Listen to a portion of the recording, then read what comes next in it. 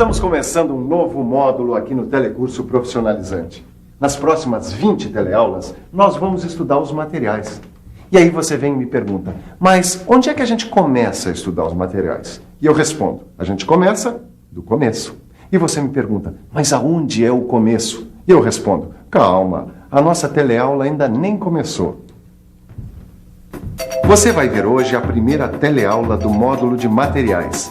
Nesse módulo, você vai aprender um monte de coisas sobre o ferro, o alumínio, o cobre e mais uma grande quantidade de materiais que fazem parte do mundo da mecânica. Começando nessa teleaula, bem do comecinho, com o estudo do átomo, das moléculas, dos polímeros, da estrutura cristalina e muito mais. Vamos começar, mas vamos devagar porque ninguém é de ferro. É ou não é? Pronto para a nossa teleaula? Muito bom.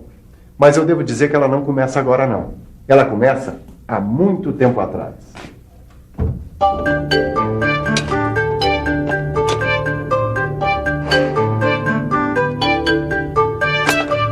Oi, eu estava esperando por você. Eu estou aqui num ferro velho que fica bem pertinho da fábrica onde eu trabalho. Aqui a gente aprende muita coisa. O que, você duvida? Olha, eu sei que isso aqui parece o fim, mas não é o fim não. É apenas o começo do nosso estudo de materiais. Você quer ver? Olha só quanta coisa existe por aqui. Você sabe do que são compostas essas coisas? Pois bem, há muitos e muitos anos, um grego muito curioso, muito inteligente, ele fez essa mesma pergunta. Esse grego chamava-se Demócrito. Ele foi um dos primeiros a deduzir que toda a matéria é composta de pequenas partículas. E ele chamou essas pequenas partículas de átomos. Átomo é uma palavra de origem grega. Você sabe o que quer dizer átomo? Não? Átomo quer dizer indivisível. Legal, não é? Pois bem, átomo seria aquela partícula tão pequena, mas tão pequena que não poderia ser dividida. Hoje em dia a gente sabe que o átomo é composto de outras partículas menores. Mas para aquela época foi um avanço e tanto. Tanto é que esses estudos de Demócrito foram a base para o desenvolvimento da própria química. Sabia disso? Muito tempo depois, no começo do século XIX, o químico inglês John Dalton estabeleceu sua teoria atômica. E 60 anos depois, apareceu a primeira classificação geral dos elementos químicos. Daí para a tabela periódica que a gente conhece, foi um pulo. Você já percebeu que eu gosto de dar uns pulinhos lá no passado, não é? É que eu me interesso muito pela história dos materiais. Mas onde é que nós estávamos mesmo? Assim, a gente falava da evolução do estudo sobre os átomos. Pois muito bem, nós estamos saindo do passado para chegar aqui no presente. Hoje em dia, a gente sabe que tudo o que existe é formado por átomos. São os átomos que determinam se um material é aço, é plástico, é madeira ou até mesmo é o ar que a gente respira. Conhecendo melhor as leis que comandam as partículas, é que a gente sabe por que uns materiais são mais frágeis ou mais resistentes do que outros. Está entendendo por que todo este conhecimento é importante para quem trabalha na indústria mecânica? Conhecendo essas leis, a gente também sabe como o material se comporta nas coisas que usamos todos os dias. Por isso, em todas as teleaulas deste novo módulo de materiais, as reportagens vão te ajudar a conhecer melhor a matéria. E agora nós vamos continuar a nossa investigação sobre o átomo. A primeira coisa que a gente descobre num laboratório de química é a famosa tabela periódica. Ela ajuda a gente a compreender quais são as leis que comandam as partículas dos materiais. Assim, a gente pode saber que material é mais resistente, qual é mais flexível e assim por diante. Vamos conversar agora com o professor Adriano. Professor, o que é importante para o aluno de mecânica conhecer sobre a química dos materiais? Em primeiro lugar, o estudante precisa saber que todos os materiais são compostos de átomos e que os átomos são formados por várias partículas. Dessas partículas, as que mais interessam para o nosso estudo são os prótons, os elétrons e os nêutrons. Por que prótons, elétrons e nêutrons? A teoria diz que no átomo existe um núcleo formado por prótons e nêutrons. Os prótons são partículas carregadas positivamente e os nêutrons são partículas estáveis, que não têm maior influência sobre as propriedades químicas e físicas mais comuns dos elementos. E os elétrons, que são carregados negativamente, giram ao redor desse núcleo. Muito obrigada. Nós vamos ver agora todo esse esquema do átomo que o professor acabou de nos explicar. Estamos estreando um novo quadro. Fique por dentro. Veja só como é a atividade de um átomo metálico. As órbitas são arrumadas em até 7 camadas em torno do núcleo, onde estão os prótons e nêutrons. Os elétrons giram nessas camadas em torno do núcleo. A última camada é chamada de camada de valência. Para que um átomo seja estável, deve ter 8 elétrons nesta camada. Só que isso, na maioria das vezes, não acontece. E para se tornarem estáveis, os átomos se combinam com outros átomos, cedendo, recebendo ou compartilhando elétrons. E quando os átomos compartilham elétrons, acontece a ligação covalente. Quer um exemplo? A molécula de água com a sua famosa fórmula H2O. Ela é composta de 2 átomos de hidrogênio e um átomo de oxigênio. E como toda ligação covalente, esta é uma ligação muito forte. Agora, quando um dos átomos cede definitivamente um elétron na sua última camada, acontece então a ligação iônica. O cloreto de sódio, que é o sal de cozinha que a gente usa diariamente, é um ótimo exemplo de ligação iônica. Sua molécula é composta de um átomo de sódio e um átomo de cloro. Existe também um terceiro tipo de ligação, a ligação metálica. Veja o que acontece na ligação metálica. Nesta ligação, os elétrons podem se mover livremente dentro da estrutura metálica. Eles formam uma nuvem eletrônica. Os íons positivos e a nuvem eletrônica negativa originam as forças de atração que ligam os átomos de metal entre si.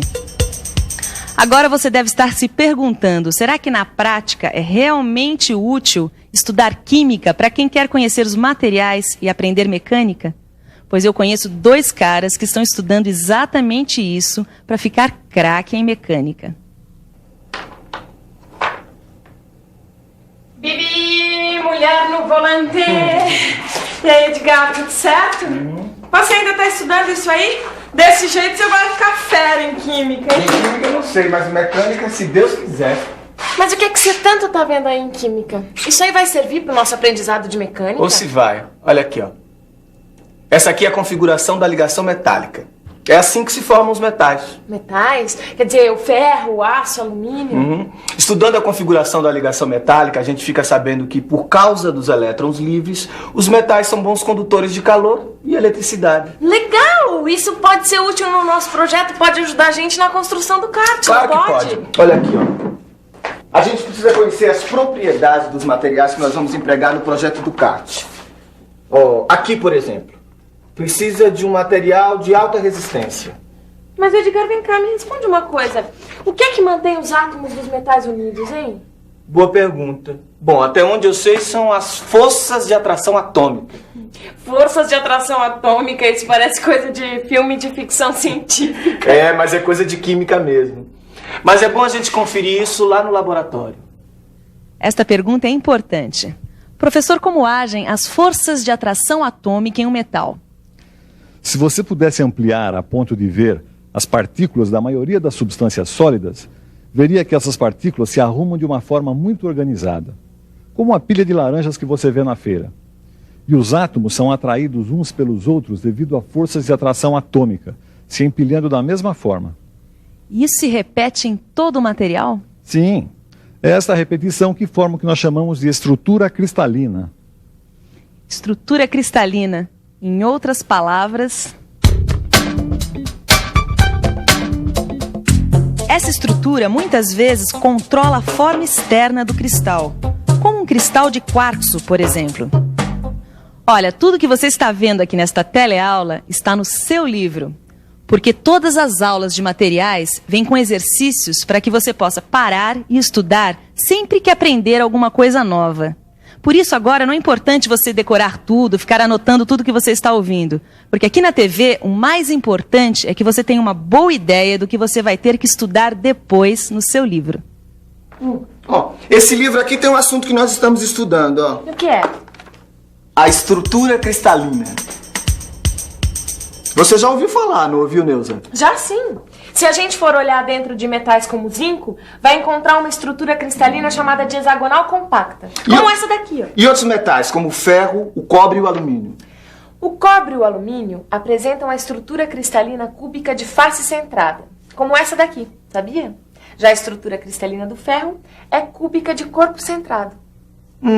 Que interessante. Mas eu sabia, sim. Agora que a senhora está tão sabida, a pergunta é o seguinte: o que acontece com a estrutura desses metais quando eles sofrem um processo industrial? Uma laminação, por exemplo. Boa pergunta, hein, Edgar?